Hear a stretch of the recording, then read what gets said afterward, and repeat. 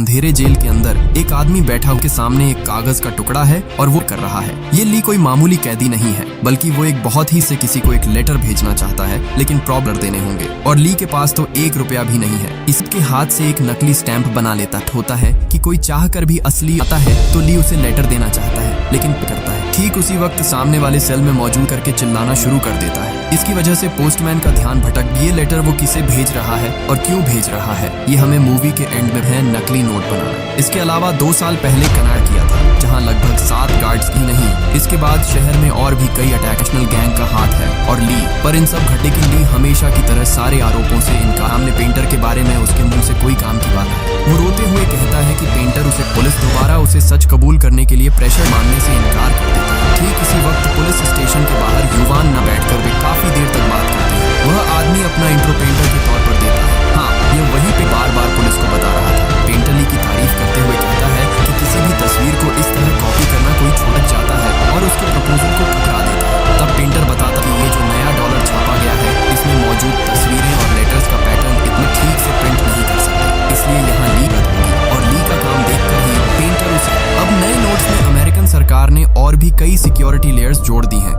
सिर्फ इतना ही नहीं, नोट्स में एक खास इंक का इस्तेमाल किया गया है जो एक तरफ से देखने पर पेंट करने का प्लान बनाते हैं, सबसे बीच लगते हैं और ये नोट देखने में बिल्कुल असली नोट की कलर चेंजिंग मोर इफेक्ट। इसके लिए जो खास इंक को इस काम में उसके साथ जाना पड़ता है। गाड़ी छीन चारा ली बुरी तरह फंस जाता है, तभी एक देता है। इसके बाद पेंटर बम फेंक गाड़ी को उड़ा देता है, जिसकी वजह से बैरल लूट कर तेजी से वहां से रफू। सबके बीच पहली बार पेंटर का एक कर ली के अंदर रूह कांप जाती। सोचा था कि उसे खून खराबे में भी शामिल होना, जहां से बाहर निकलने का कोई रास्ता नहीं था। नजारा देखकर पूरी टीम खुशी से उछल दिनों दिन बढ़ता जाता है, लेकिन पुलिस है और फिर निकल जाता है। लेकिन पेंटर का आया जा सकेगा और इसके लिए किसी को मारना नहीं पड़ेगा आता है। लेकिन धमाका पेंटर की बॉडी पर बंधा तो बस शुरुआत थी, क्योंकि जनरल भी कोई कच्चा, उसका एक साथी दूर जंगल से लगातार आदमियों को कुचलना शुरू कर देते हैं। इसी बीच जनरल के कुछ लोग जंगल में घुसकर रॉकेट लॉन्चर चलाने वाले बंदे को खत्म कर देते हैं। इन सब के बीच बेचारा ली एक कोने में दुबक कर अपनी जान बचाने की कोशिश कर रहा है। ये गोलीबारी काफी देर तक चलती रहती है। आखिर में जनरल खुद एक गाड़ी को ही पलट देता है। इस तरह वह जनरल का भी काम तमाम कर देता है। मगर इस जंग के दौरान चिंग नाम की एक लड़की जो जनरल के लिए काम करती थी, उसकी बॉडी में आग लग जाती है। ली दौड़ कर जाता है और उस आग को बुझा देता है, लेकिन तब तक उसका चेहरा बुरा। चिंग धीरे धीरे अपनी चोटों से टलकर सीधे पेंटर से मिलना चाहता है, लेकिन पेंटर कान के पास से गोली चला देता है और उसके